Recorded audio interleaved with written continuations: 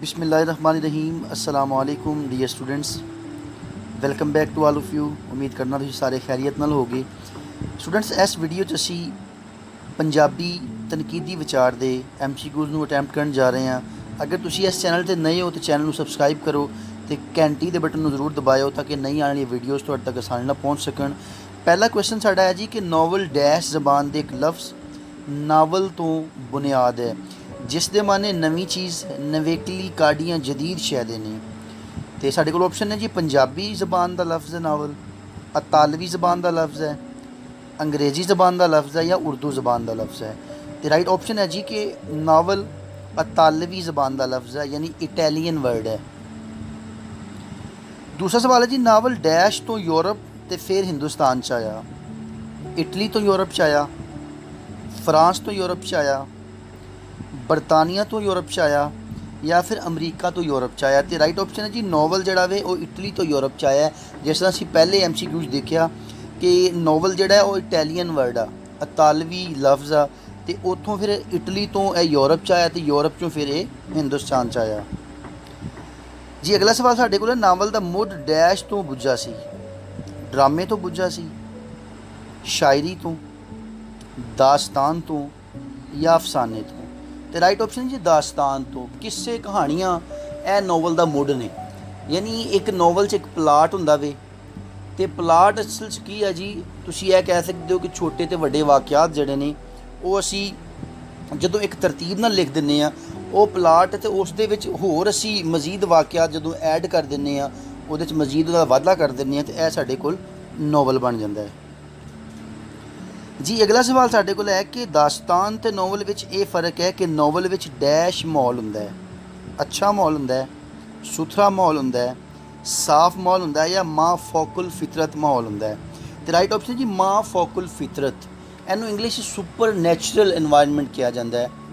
ठीक है, जिहड़ा माँ फोकुल फितरत माहौल सानू जिहड़ा है वो नावल विच मिलदा है, वो दास्तान विच नहीं मिलदा। दुनिया का सब तो पहला नावल पामेला सी जिहड़ा रिचर्डसन ने डैश विच लिखिया सी। किहड़े सन च लिखिया जी? 1168 च, 1688 च, 1269 च या 1699 च। तो राइट ऑप्शन जी दुनिया का सब तो पहला नावल पामेला सी जिहड़ा रिचर्डसन ने 1699 च लिखिया सी। पंजाबी विच नावल डैश सब तो पंजाबी विच आया। अतालवी, अंग्रेज़ी तो, फ्रांसीसी तो या अमरीकी तो। तो राइट ऑप्शन जी अंग्रेज़ी तो। जिस तरह असीं पहले पढ़िया कि इटली तो यूरोप च आया तो यूरोप च फिर हिंदुस्तान च आया जी। अगला सवाल साडे कोल है कि नावल विच किसी तारीखी शख्स नूं किरदार मन के उहदे आले दुआले दे हालात बयान किए जाते हैं। यह नावल की किहड़ी किस्म दे? सियासी नावल हुंदे ने, तारीखी नावल हुंदे ने, साइंसी नावल हुंदे ने या सवानही नावल हुंदे ने। तो राइट ऑप्शन है जी तारीखी नावल हुंदे ने। हिस्टोरीकल नावल इनू इंग्लिश कहा जाता है, यानी किसी भी एक तारीखी शख्सियत नूं, जिस तरह हिटलर तुसीं लै लो, ठीक है, कोई एक तारीखी शख्स लै लो, उहदी शख्सियत ते तुसीं उहनूं किरदार मन लैंदे हो, उसदे करैक्टर ते तुसीं फिर उहदे एटमोसफीयर दे उहदे आले दुआले दे हालात नूं बयान करदे हो। इहनूं असीं हिस्टोरीकल नावल या तारीखी नावल कहने हैं जी। 72वां सवाल साडे कोल नावल विच कोई लिखारी अपनी हयाती या किसी दूजे बंदे की हयाती उत्ते मुकम्मल मजमून की शक्ल विच नावल लिखदा है। किहड़ा नावल है जी जिहदे विच कोई लिखारी अपनी ज़ाती या किसी होर बंदे की जिंदगी के बारे लिखदा है? इहनूं असीं मज़ाहिया नावल कहने हैं, मुआशरती नावल कहने हैं, रोमानी नावल कहने हैं या सवानही। तो राइट ऑप्शन जी सवानही। ठीक है, यह तुसीं सवाने हयात भी उर्दू च लफ्ज़ पढ़िया होना है, सवानही नावल। बायोग्राफिकल नावल इनू इंग्लिश कहते हैं। जिस तरह तुसीं पहले एक बायोग्राफिकल नोवेला बड़ा आसान जिहा मिस्टर चिप्स पढ़िया होया वे। डैश नावल विच किसी बंदे की नफसियात नूं मौजू बनाया जाता है। तारीखी नावल, मुआशरती नावल, रोमानी नावल या नफसियाती। तो राइट ऑप्शन की नफसियात तो ही सानू पता चल रहा है कि यह नफसियाती जिहड़ा है वो नावल हुंदा है जिहदे विच असी किसी बंदे की नफसियात नूं मौजू बनाउने हैं। डैश नावल विच ज़्यादातर इश्क के किस्से हुंदे ने। सवानही नावल, रोमानी नावल, ਮਜ਼ਾਈਆ ਜਾਂ ਜਾਸੂਸੀ ਨਾਵਲ। ਤੇ ਇਹ ਜੀ ਰੋਮਾਂਟਿਕ ਨਾਵਲ ਜਿਹੜੇ ਹੁੰਦੇ ਨੇ, ਰੋਮਾਨੀ ਨਾਵਲ ਹੁੰਦੇ ਨੇ, ਉਹਦੇ ਵਿੱਚ ਜ਼ਿਆਦਾਤਰ ਇਸ਼ਕ ਦੇ ਕਿੱਸੇ ਕਹਾਣੀਆਂ ਜਿਹੜੀਆਂ ਨੇ ਉਹ ਬਿਆਨ ਕੀਤੀਆਂ ਜਾਂਦੀਆਂ ਨੇ। ਇਸ ਤਰ੍ਹਾਂ ਦੀ ਅਸੀਂ ਇੰਗਲਿਸ਼ ਵਿੱਚ ਅਗਰ ਵੇਖਣਾ ਹੋਵੇ ਤਾਂ ਸਾਡੇ ਕੋਲ ਜੀਨ ਔਸਟਨ, ਜਿਹਦੀ ਜਿੰਨੇ ਵੀ ਨਾਵਲ ਨੇ ਸਾਰਿਆਂ ਦਾ ਲਵ ਅਤੇ ਮੈਰਿਜ ਜਿਹੜਾ ਹੈ ਉਹ ਮੌਜੂ ਬਣਾਇਆ ਗਿਆ ਵੇ ਜੀ। 75ਵਾਂ ਸਵਾਲ ਸਾਡੇ ਕੋਲ ਹੈ, ਡੈਸ਼ ਨਾਵਲ ਵਿੱਚ ਮਜ਼ਾਕ ਦੇ ਨਾਲ ਨਾਲ ਮੁਆਸ਼ਰਤੀ ਮਸਲਿਆਂ ਉੱਤੇ ਟਿਚਕਰਾਂ ਕੀਤੀਆਂ ਜਾਂਦੀਆਂ ਨੇ। ਤੇ ਸਾਡੇ ਕੋਲ ਆਪਸ਼ਨ ਹੈ ਜੀ ਜਾਸੂਸੀ ਨਾਵਲ, ਮੁਆਸ਼ਰਤੀ ਨਾਵਲ, ਮਜ਼ਾਈਆ ਨਾਵਲ ਜਾਂ ਨਫਸਿਆਤੀ ਨਾਵਲ। ਤੇ ਰਾਈਟ ਆਪਸ਼ਨ ਹੈ ਜੀ ਮਜ਼ਾਈਆ ਨਾਵਲ ਜਿਹੜੇ ਹੁੰਦੇ ਨੇ ਉਹਦੇ ਵਿੱਚ ਮਜ਼ਾਕ ਦੇ ਨਾਲ ਨਾਲ ਮੁਆਸ਼ਰਤੀ ਮਸਲਿਆਂ ਉੱਤੇ ਟਿਚਕਰਾਂ ਵੀ ਕੀਤੀਆਂ ਜਾਂਦੀਆਂ ਨੇ। 76ਵਾਂ ਸਵਾਲ ਹੈ ਜੀ, ਨਾਵਲ ਵਿੱਚ ਸਮਾਜ ਦੁਸ਼ਮਣ ਲੋਕਾਂ ਦੀਆਂ ਸਰਗਰਮੀਆਂ ਤੇ ਉਹਨਾਂ ਦੇ ਭੇਤ ਖੋਲ੍ਹਣ ਦੀ ਕੋਸ਼ਿਸ਼ ਕੀਤੀ ਜਾਂਦੀ ਹੈ। ਤਾਰੀਖੀ ਨਾਵਲ ਵਿੱਚ, ਮੁਆਸ਼ਰਤੀ ਨਾਵਲ ਵਿੱਚ, ਜਾਸੂਸੀ ਨਾਵਲ ਵਿੱਚ ਜਾਂ ਸਵਾਨਹੀ ਨਾਵਲ ਵਿੱਚ। ਤੇ ਰਾਈਟ ਆਪਸ਼ਨ ਬਿਲਕੁਲ ਆਸਾਨ ਜਿਹਾ ਹੈ ਜੀ, ਕਿਉਂਕਿ ਤੁਸੀਂ ਇਹਦੇ ਵਿੱਚ ਵੀ ਵੇਖ ਲਿਆ ਸੀ ਕਿ ਜਰਾਇਮ ਵਗੈਰਾ ਜਾਸੂਸੀ ਨਾਵਲ ਜਿਹੜੇ ਹੁੰਦੇ ਨੇ, ਠੀਕ ਹੈ, ਇਹਨੂੰ ਡਿਟੈਕਟਿਵ ਨਾਵਲ ਵੀ ਕਹਿੰਦੇ ਨੇ ਇੰਗਲਿਸ਼ ਦੇ ਵਿੱਚ। ਤੁਸੀਂ ਜਿਸ ਤਰ੍ਹਾਂ ਮਿਸਟਰ ਚਿਪਸ ਦੇ ਬਾਰੇ ਪੜ੍ਹਿਆ ਹੋਣਾ ਹੈ ਕਿ ਉਹਨੂੰ ਡਿਟੈਕਟਿਵ ਨਾਵਲ ਜਿਹੜਾ ਉਹ ਪੜ੍ਹਨ ਦੀ ਬੜੀ ਜ਼ਿਆਦਾ ਦਿਲਚਸਪੀ ਸੀ ਜੀ। ਅਗਲਾ ਸਵਾਲ ਸਾਡੇ ਕੋਲ ਹੈ, ਡੈਸ਼ ਨਾਵਲ ਵਿੱਚ ਸਾਇੰਸੀ ਤਰੱਕੀ ਤੇ ਮੁਸਤਕਬਲ ਵਿੱਚ ਪੇਸ਼ ਆਉਣ ਵਾਲੀਆਂ ਸ਼ੈਵਾਂ ਨੂੰ ਲਿਖਾਰੀ ਬਿਆਨ ਕਰਦਾ। ਤਾਰੀਖੀ ਨਾਵਲ ਵਿੱਚ, ਮੁਆਸ਼ਰਤੀ ਨਾਵਲ ਵਿੱਚ, ਜਾਸੂਸੀ ਨਾਵਲ ਵਿੱਚ ਜਾਂ ਸਾਇੰਸੀ ਨਾਵਲ ਵਿੱਚ। ਤੇ ਰਾਈਟ ਆਪਸ਼ਨ ਹੈ ਜੀ ਸਾਇੰਸੀ, ਸਾਇੰਟੀਫਿਕ ਨਾਵਲ ਜਿਹੜੇ ਹੁੰਦੇ ਨੇ ਉਹਦੇ ਵਿੱਚ ਸਾਇੰਸ ਦੀ ਤਰੱਕੀ ਤੇ ਮੁਸਤਕਬਲ ਵਿੱਚ ਪੇਸ਼ ਆਉਣ ਵਾਲੀਆਂ ਸ਼ੈਆਂ ਨੂੰ ਲਿਖਾਰੀ ਬਿਆਨ ਕਰਦਾ ਹੈ ਜੀ। 78ਵਾਂ ਸਵਾਲ ਸਾਡੇ ਕੋਲ ਹੈ, ਅਦਬ ਦੇ ਤਨਕੀਦ ਨਗਾਰਾਂ ਨੇ ਨਾਵਲ ਦੇ ਡੈਸ਼ ਅਨਸਰ ਮਿੱਥੇ ਨੇ। 7, 2 ਅਨਸਰ ਨੇ, 8 ਨੇ ਜਾਂ 9 ਨੇ। ਤੇ ਰਾਈਟ ਆਪਸ਼ਨ ਜੀ 8। ਅਦਬ ਦੇ ਜਿਹੜੇ ਤਨਕੀਦ ਨਗਾਰ ਨੇ, ਜਿਹੜੇ ਲਿਟਰੇਚਰ ਦੇ ਕ੍ਰਿਟਿਕਸ ਨੇ, ਉਹਨਾਂ ਦੇ ਮੁਤਾਬਕ ਜਿਹੜੇ ਨਾਵਲ ਦੇ 8 ਅਨਸਰ ਜਿਹੜੇ ਨੇ ਉਹ ਹੋਣੇ ਚਾਹੀਦੇ ਨੇ। ਹਰ ਕਿੱਸਾ ਕੁਝ ਡੈਸ਼ ਨਾਲ ਮਿਲ ਕੇ ਤਿਆਰ ਹੁੰਦਾ, ਵਾਕਿਆਤ ਨਾਲ, ਤਵੱਕੁਆਤ ਨਾਲ, ਸ਼ੁਰੂਆਤ ਨਾਲ ਜਾਂ ਤਜਜ਼ੀਆਤ ਨਾਲ। ਤੇ ਰਾਈਟ ਆਪਸ਼ਨ ਸਾਡੇ ਕੋਲ ਹੈ ਜੀ ਕਿ ਹਰ ਕਿੱਸਾ ਕੁਝ ਵਾਕਿਆਤ ਨਾਲ ਮਿਲ ਕੇ ਤਿਆਰ ਹੁੰਦਾ ਹੈ ਜੀ। ਅਗਲਾ ਸਵਾਲ ਹੈ, ਵਾਕਿਆਤ ਦੀ ਤਰਤੀਬ ਦਾ ਨਾਂ ਡੈਸ਼। ਇਹ ਪਲਾਟ ਹੈ, ਨਾਵਲ ਹੈ, ਅਫਸਾਨਾ ਹੈ ਜਾਂ ਮੁਕਾਲਮਾ ਹੈ। ਤੇ ਰਾਈਟ ਆਪਸ਼ਨ ਬਿਲਕੁਲ ਆਸਾਨ ਹੈ ਜੀ, ਪਲਾਟ, ਠੀਕ ਹੈ। ਇਹਨੂੰ ਇੰਗਲਿਸ਼ ਕਹਿੰਦੇ ਆ arrangement of big and small incidents is called plot. ਯਾਨੀ ਜੇ ਪਲਾਟ ਹੁੰਦਾ ਹੈ, ਇਹ ਕਹਾਣੀ ਦਾ ਤੁਸੀਂ ਵੇਖ ਲਓ ਕਿ ਇਹ ਸਭ ਨਾਲੋਂ ਵੱਡਾ ਆਨਸਰ ਹੁੰਦਾ। ਅਗਰ ਕਿਸੇ ਵੀ ਕਹਾਣੀ ਦਾ ਪਲਾਟ ਲੂਜ਼ ਹੋਏਗਾ, ਪਲਾਟ ਚੰਗਾ ਨਹੀਂ ਹੋਏਗਾ, ਉਹ ਨਾਵਲ ਅੱਛਾ ਨਹੀਂ ਹੋਏਗਾ, ਉਹਦੀ ਸਮਝ ਨਹੀਂ ਲੋਕਾਂ ਨੂੰ ਆਏਗੀ।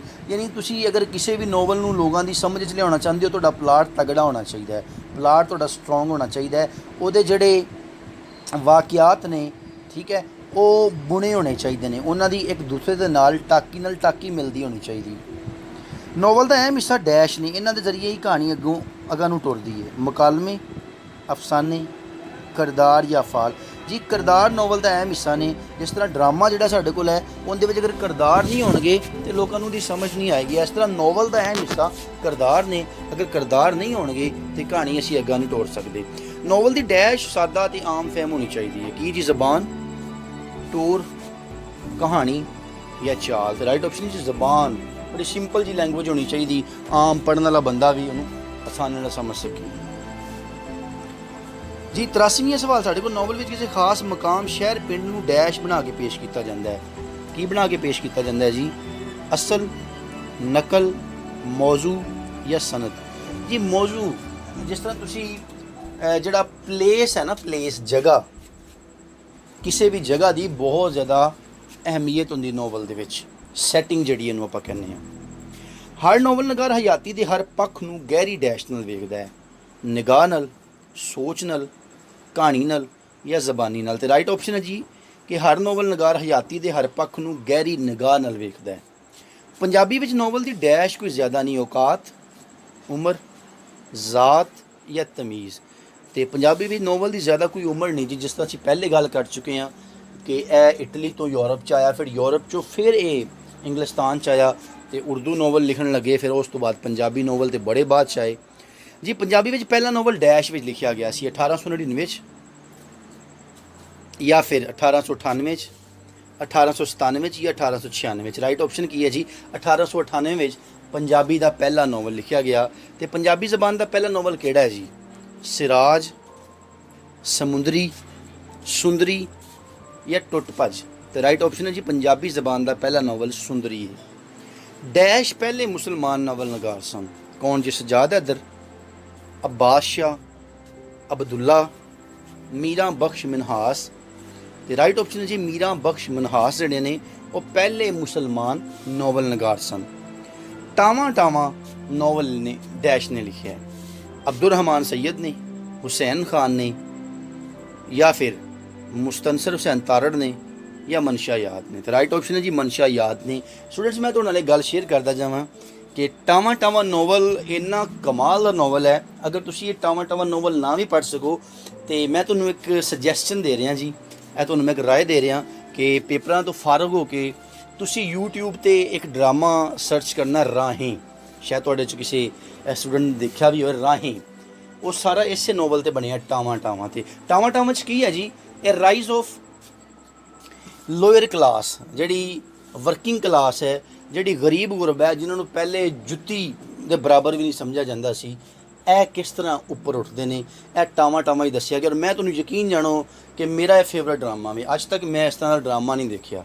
ਰਾਹੀਂ अगर किसी ने गाँव की जिंदगी देखनी होए, अगर किसी ने पंजाब का वाकई असल चेहरा वेखना होए तो राही ड्रामा जरूर देखे। और मैं कोई लगभग मैनू याद है कि मैं उदों 5वीं या 6वीं क्लास पढ़ता सी, उदों ये PTV ते रिलीज़ होया सी ड्रामा राही। उदों का देखिया तो उस तो बाद मैं कोई 30-35 दफ़ा इनू बार बार वेख चुकिया वा यूट्यूब ते। राही ड्रामा ए मनशा याद दे टावां टावां तो माखूज है। चलो जी बरल डैश हुसैन शाह का नावल ड्रॉकल डैश नावल है, तारीखी नावल है, सवानही नावल है, नफसियाती नावल है, या जासूसी नावल है। तो राइट ऑप्शन की है जी नफसियाती नावल है, साइकोलॉजिकल नावल है जी हुसैन शाह का नावल ड्रॉकल। डैश बुत प्रस्त कौमां विच मज़हब की बुनियाद पर परवान चढ़िया। की जी नावल, ड्रामा, अफसाना या कथा। तो राइट ऑप्शन बिल्कुल आसान जी ड्रामा बुत प्रस्त कौमां विच मज़हब की बुनियाद पर परवान चढ़िया। जिस तरह तुसीं ग्रीक सुनिया होना में, यूनानी लोग जिहड़े ने। वैसे ये बारे बड़ियां गल्लां कीतियां गईयां ने कि नहीं जी वो जदों सिकंदर इत्थे आया सी तो उन्हें इत्थे राम लैला वेखिया, वो फिर वापस चल गया तो उन्हें कहा जी नहीं ड्रामे होने चाहिए। पर यह मुख्तलिफ क्रिटिक्स ने मुख्तलिफ गल्लां लिखियां ने। डैश का दावा है कि ड्रामा उन्होंने अपनी पैदावार अंग्रेज़ों की, यूनानियां की, अतालवियां की या फिर सिखां दी। राइट ऑप्शन यूनानियां दी। पहले मैं गल कर चुकी हाँ कि यूनानी ये दावा करते हैं कि ड्रामा जिहड़ा साडी अपनी पैदावार है, क्योंकि तुहानूं पता यूनानी जिहड़े ने अपने देवतां ते जिन्हों गॉड्स कहते हैं, समॉल जी नाल गॉड्स कहते हैं, ठीक है, उन्हां ते यकीन रखते हैं तो वो फिर उन्होंने मेले करवाते हैं, मुख्तलिफ ड्रामे करते हैं जी। नैक्सट सवाल है डैश की किताब बौतीका विच ड्रामे का जिक्र है। अफलातून दी, अरस्तू दी, सोफोक्लिस दी या इब्ने सीना दी। राइट ऑप्शन साडे कोल जी अरस्तू की किताब बौतीका विच ड्रामे का जिक्र है जी। यूनानी ड्रामे ने डैशवीं सदी कबल मसीह में तरक्की की। 7वीं सदी, 5वीं सदी, 4वीं सदी या 6वीं सदी। तो राइट ऑप्शन है जी 5वीं सदी के विच यूनान विच ड्रामे ने बहुत ज़्यादा तरक्की की। ड्रामे की कहानी के लहाज चढ़ विच डैश का बहुत दखल होंदा सी, किरदार का, कहानी का, मुकालमे का या फिर तकदीर का। तो राइट ऑप्शन की है जी साडे कोल तकदीर का जिहड़ा ना, ठीक है, फेट एंड करैक्टर इनू कहते हैं। फेट किनू कहते हैं जी? किस्मत, तकदीर। अगर तुहाडे कोल टाइम होए तो कदी तुहाडे जिहड़े बच्चे तो एम.ए. इंग्लिश करनगे वो तो जरूर पढ़नगे। इडिपस रैक्स सोफोक्लिस का बड़ा शुरा फाक ड्रामा में ਉਹਦੇ ਵਿੱਚ ਫੇਟ ਤੇ ਕਰੈਕਟਰ ਦਾ ਦੱਸਿਆ ਗਿਆ ਵੇ कि ਉਹਨਾਂ ਦੇ ਮੁਤਾਬਕ ਜਿਹੜੇ ਨੇ, ਜਿਸ ਤਰ੍ਹਾਂ ਸ਼ੇਕਸਪੀਅਰ ਨੇ ਵੀ ਕਿਹਾ ਆਪਣੀ ਇੱਕ ਕੋਟ ਦੇ ਵਿੱਚ ਵੀ कि as flies to Venton by voyage are to gods and they kill us for their own fate, for their own pleasure। यानी वो अपनी खुशी लिए सानू कतल कर देंगे ने, मार देंगे ने। तो यह जिहड़ी यूनानी ने अपनी बहुत ज़्यादा मतलब इस चीज़ को मनते हैं कि तकदीर का, किस्मत का, फेट जिन्हों कहते हैं, FAT फेट किस्मत कहते हैं, वह बहुत ज़्यादा अमल दखल है। स्टूडेंट्स ऐसी साडी अज दी वीडियो, उम्मीद करना तुहानूं वीडियो पसंद आई होगी। अगर वीडियो पसंद आई हो तो इनू लाइक जरूर करियो। इंशाअल्लाह मिलने नई वीडियो के नाल। उदों तक अपना ख्याल रखियो। Take care. अल्लाह हाफ़िज़।